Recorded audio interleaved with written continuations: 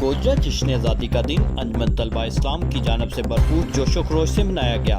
اس موقع پر طلبہ کی جانب سے پودے لگائے گئے۔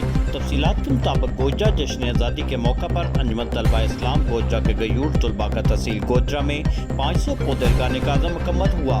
طلبہ کا یہ کہنا ہے کہ ہم پاں نہیں چھاں کریں گے، انشاءاللہ ہم یہ عزم گھر گھر لے کر جائیں گے۔ اس سلسلہ میں ایڈوکیٹ زہیب سعید تتلہ کی سربراہی میں مختلف جگہوں پر 500 پودے لگائے گئے۔ اس موقع پر ان کے ہمراہ انجمن طلبہ اسلام کے سرگرم رکن واجد علی بسرا، سردار جنید گوجا، عظیم علی پنو، اسد علی بسرا، عدنان علی بسرا، عارش علی گجر، برادر طلحہ چیمہ، احمد مہر ایڈوکیٹ، برادر عمر ذیلدار، برادر علی سرویا، برادر حسن سرویا، چودھری حسنین جٹ، اکمل بٹی، اکمل سندھو اور دیگر بھی موجود تھے۔